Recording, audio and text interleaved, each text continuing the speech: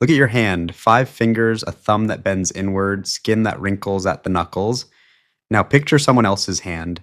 Same 5 fingers, same opposable thumb, same knuckle wrinkles, except it belongs to a person from a completely different species, not a primate, not an ape, a different kind of human, someone who could probably look you in the eye and understand that you were looking back. 30,000 years ago, that wasn't hypothetical. There were at least 4 other human species alive on this planet at the same time as us: Neanderthals in Europe and Western Asia, Denisovans spread across the east, Homo floresiensis on a single Indonesian island. Probably others we haven't found yet. They made tools. Some of them buried their dead. One group, Homo naledi, apparently navigated pitch-black cave systems to deposit bodies in chambers so deep that no sunlight has ever reached them. They were here. Then they weren't. And we're the ones still standing. Which, okay, that demands an explanation.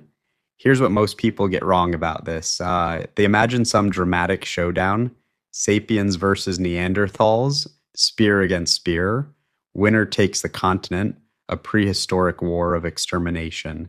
It makes for a good story. It's also probably not what happened. The real picture is quieter, slower, weirder. Take Neanderthals. Their brains were actually larger than ours, roughly 1,600 cubic centimeters compared to our 1,400. They controlled fire, crafted complex stone tools, made what appears to be art. A 2018 study in Science dated cave paintings in Spain to at least 65,000 years ago, tens of thousands of years before Homo sapiens even set foot in Europe. Neanderthals painted those. So we're not talking about dim brutes who couldn't keep up. We're talking about people different from us, sure, but people who had been thriving in Europe for 300,000 years before we showed up. 300,000 years? For context, modern civilization is maybe 10,000 years old. They were doing fine.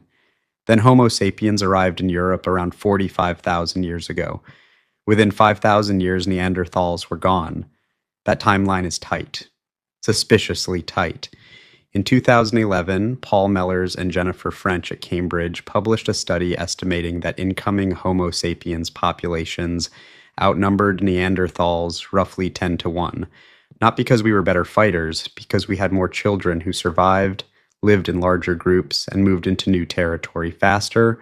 We were a demographic tsunami. Imagine a small town neighborhood getting swallowed by suburban sprawl. Nobody fires a shot, but the neighborhood still disappears.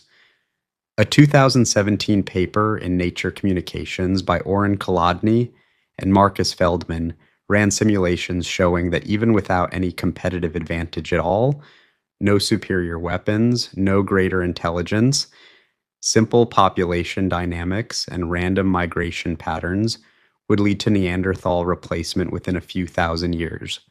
We didn't have to be better. We just had to be more. But here's where it gets complicated and, honestly, kind of strange. We didn't just replace them. We slept with them. If you have European or Asian ancestry, roughly 1 to 2% of your DNA is Neanderthal. That's not ancient history stored in a museum. That's in your cells right now, doing things. Some of those Neanderthal gene variants affect your immune system. Others influence your skin and hair. A few are linked to depression risk, though we're not totally sure why those stuck around. In 2018, a bone fragment from Denisova cave in Siberia turned out to belong to a girl whose mother was Neanderthal and whose father was Denisovan. First-generation hybrid. These groups weren't just occasionally crossing paths. They were interbreeding enough to leave lasting genetic fingerprints across billions of people alive today. So maybe extinction isn't quite the right word. Part of them is still here, scattered through our genome like old furniture absorbed into a renovation. The house looks different, but some of the original materials are still load-bearing. Now, the Denisovans are a whole separate mystery. We found almost nothing of them physically, a finger bone, a jawbone from Tibet, a few teeth. But genetically, they're everywhere. Melanesian populations carry up to 5% Denisovan DNA.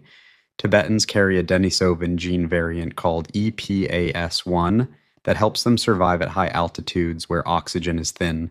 A 2014 study in Nature called it the clearest example of a selected archaic variant found in modern humans.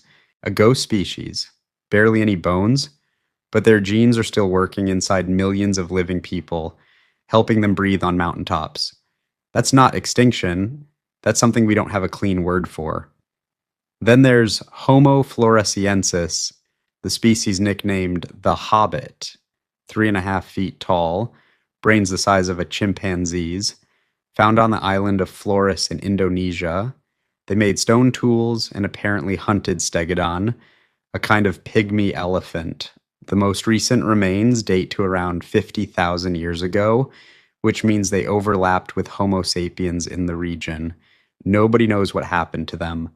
Island isolation might have protected them for hundreds of thousands of years, and then gone. Maybe sapiens arrived on the island. Maybe the volcanoes got them. The data is messy on this one, and in 2019, another island species turned up, Homo luzonensis from the Philippines.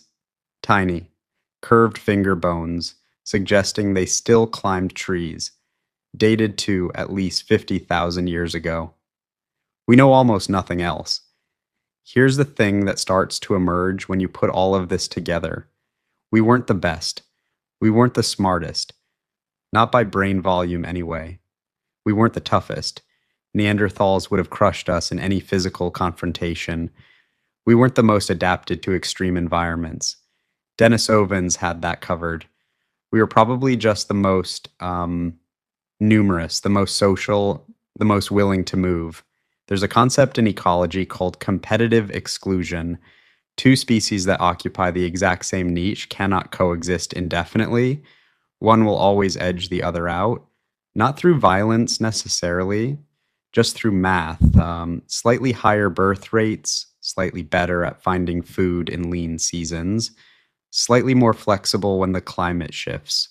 Over thousands of years, slightly becomes everything, and the climate didn't help. Between 40,000 and 30,000 years ago, Europe went through rapid temperature swings, warm spells collapsing into bitter cold within decades. Neanderthal populations, already small, fragmented further. They retreated south. The last confirmed Neanderthal sites are in Gibraltar, at the very southern tip of Europe. Gorham's Cave, they held on there for maybe a few thousand years, and then the archaeological record goes silent. No war, no apocalypse, just a slow thinning, a candle burning down in a room that was getting too cold for the flame. So here we are, 7 billion members of one species on a planet that used to hold at least 9 types of humans. We carry fragments of the others in our DNA, silent passengers from encounters that happened when mammoths still walked through France. We're not the winners of some grand contest. We're the last ones standing after a slow, strange, mostly accidental process that took tens of thousands of years. And maybe the strangest part is this.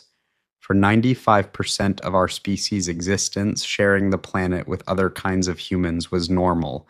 Being alone, what we have now, is the anomaly. We've only been the sole human species for maybe 50,000 years.